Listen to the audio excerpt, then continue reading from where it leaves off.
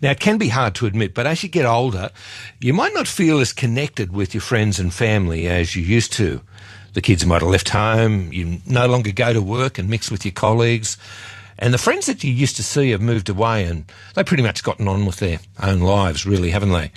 New research released by the Council on the Ageing today has revealed that older adults in New South Wales are faced with what they're describing as an epidemic of loneliness and social isolation. That sounds terrible, doesn't it? Let's find out more. Gohar Yazdabadi is the CEO of the Council of the Ageing in New South Wales and joins us now. Gohar, thanks for coming on. Good morning.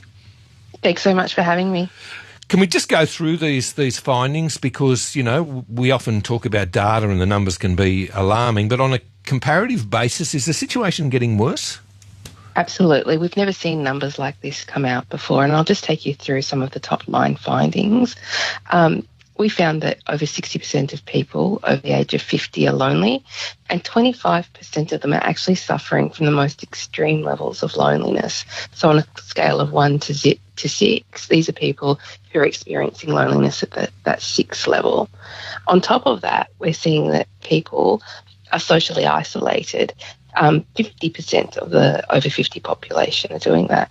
And when we consider that there are almost 3 million people in New South Wales that are over the age of 50, and that's from a population of about 8 million overall, it's really important for us to listen to these voices. We really can't afford to ignore the situation that's going on.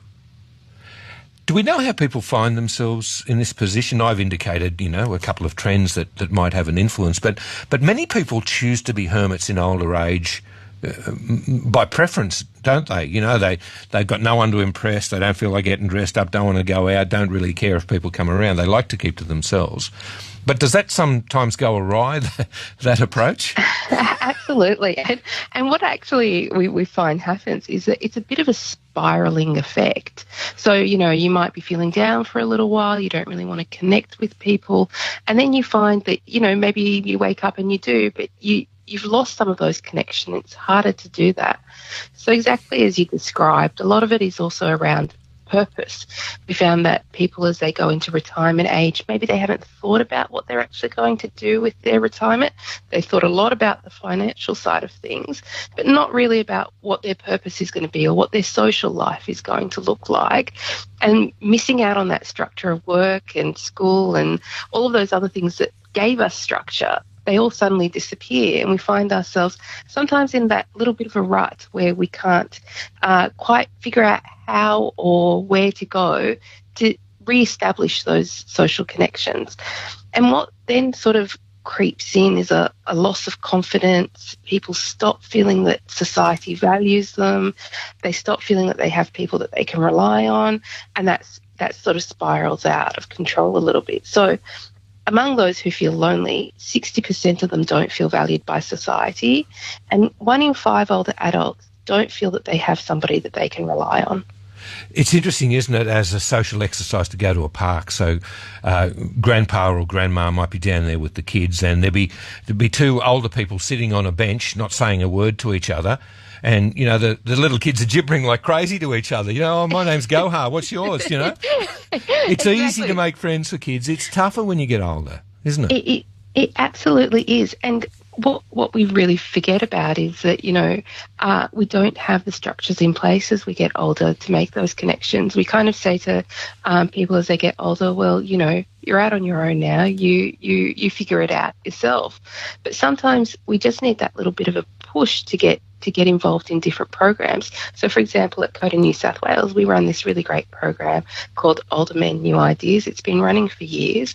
We just go in there, we set up the groups where we introduce everyone, we facilitate the first few, and then after that, people, off they go, they're all together, they stick around as mates, and they've got somebody in their local community where they know they're going to meet every couple of weeks for a cup of coffee, and they've got somewhere where they belong. How important are groups and committing yourself to catching up with like-minded people, whether it's, you know, riding a bike or a walking group or whatever it might be? Is that the best way to concentrate your efforts? Look at doing regular things with a consistent group of people? Absolutely. That's one of the best ways to go about it. So the other thing that we found is that out of lonely people who are feeling lonely, 15% of them leave their house monthly or less. So they're really staying at home, they're not getting out there, and it's really important that they find that group of people, because it builds trust, it builds reliability, and it also builds that self-confidence that they're going to be valued by the group and that group appreciates them. It also makes them accountable because other people are relying on them to show up as well. So it forms this beautiful little ecosystem. Another thing that's really great, and I think you pointed it out before down at the park where all the little kids that you bring away, is these intergenerational programs. So 95% of our respondents said that intergenerational programs or connections between older people and younger people are one of the best ways to make them feel valued and less socially isolated. I used to love sitting on my grandfather's lap looking at all the dead flies, because he told me that that's where dead flies go, up old man's noses, because you can see the little legs hanging out. That's fantastic. I'd be sitting on his lap looking up there trying to see the rest of the fly. Yeah, it's nice if families can stay in touch, but of course it's not always possible. Families have moved on as well, and sometimes people are alone. In other words, it's not just that they're dislocated from families, they have no family.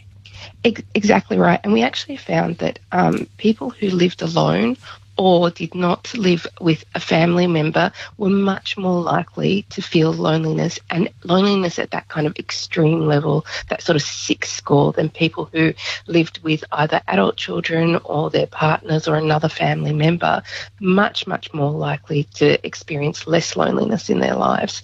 And